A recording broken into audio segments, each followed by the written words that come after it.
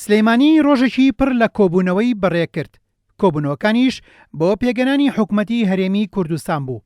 سەرۆکی ڕاستپێراو بۆ پێگەنانی کابینەی نوێمی حکوومەتی هەرێمی کوردستان یەکەم وێستگەی سەردانەکەی بۆ لای یەکێتی نیشتیمانی کوردستان بوو کە لە لێدوانێکی ڕۆژنامەییدا عیماد ئەحمەد ئەندامی مەکتەبی سیاسی یەکێتی هیوادار بوو کە بەیەکەوە لەگەڵ لایەنەکانی تر حکوومەتێکی ڕاست و دروست و بەهێز پێک بێنن. سەبارەت بە بارودۆخی کەرکووکیش ڕایگەیان ئەمە کێشەی هەمووانە و ناحەقی زۆر بەرامبەر بە کورد دەکرێت، بۆیە بە دوای چارەسەردا دەگەڕێن. ماسرور بارزانیش ڕایگەیان لەگەڵ یەکێتی لەسەر پێگەنانی کابینەی نوێ و بابەتی ئامادەکردن و ڕێکەوتن لەسەر سیڤی کاندیداکان قسەیان لەسەر کردووە و گەشتبین بوو کە پێش وادەی یاسایی خۆی کابینەکە پێک بێنرێت. ئێستا لە کەرکووک نەزیفێک هەیە، ناحەقیەک هەیە بەرامبەر کوورد دەکرێت و بەرامبەر ئەو کارەساتەی کە لە کەرکووک کراوە ئەبێ ئێمە بەیەکەوە لەگەڵ هەموو لاکان چارەسەری ئەرکی ئێمە بۆ پێکهێنانی ئەم کابینەیە و بەڕێزەوە برادەرانی یەکێتی پابەندی ئەو ڕێکەوتنان کە پێشتر هەمان بووە لەسەر شێوازی دابەشکردنی پۆستەکان لە حکوومەتی هەرێم. لە وێستگەی دووەمی سەردانەکەیدا ماسرور بارزانی سەردانی حزبی سۆسیالیست دیموکراتی کوردستانی کرد. لە کۆبوونەوەیەکدا تاوتوێی پێگەنانی حکوومەت کراو. مەسرور بارزانی ڕایگەیان بەرکەوتەی حزبی سۆسیالیست وەزارەتی شەهیدان و ئەنفال کراوەکانە.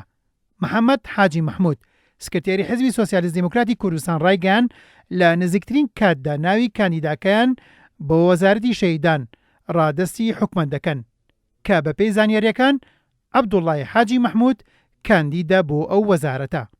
ئێمە هیوادارین بتوانین پێش ئەوەی پەرلەمان بچێتە پشووی خۆی تەواوی کەی، بەڵام ئەگەر هات و هەر کێشە و گرفتێکی شاتە پێش ئەو وەختە لەگەڵ پەرلەمان قسە ئەکەین بۆ ئەوەی یان کۆبوونەوەی نائاسایی ببەستن یانیش تەمەنی خۆیان درێژ بکەنەوە تاکو بتوانین ئێمە کابینەکە بە تەواوەتی پێک بینین، بەڵام هیوامان وایە پێشی 36 بتوانین کابینەکە ئامادە بکەین.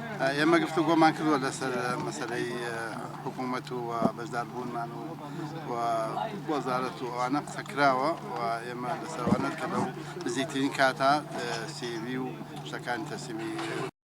گردی زەرگەتە کە ماکۆی سەرەکی بزوتنەوەی گۆڕانە دواوێزگەی مەسرور بارزانی سەرۆکی ڕاستپێراو بوو بۆ پێگەنانی کابینەی حکوومەتی هەرێمی کوردستان. لەوێش گفتوگۆکرا بۆ میکانیزمەکانی پێگەنانی حکوومەتی هەرێمی کوردستان. تنمان هەیە سێ ڕێکەوتنی سیاسی، پاشکۆی ڕێکەوتن لەسەر کەرکووک، ڕێکەوتن لەسەر حکوومەت پارتی، پابەندی هەر سێ ڕێکەوتنەکە.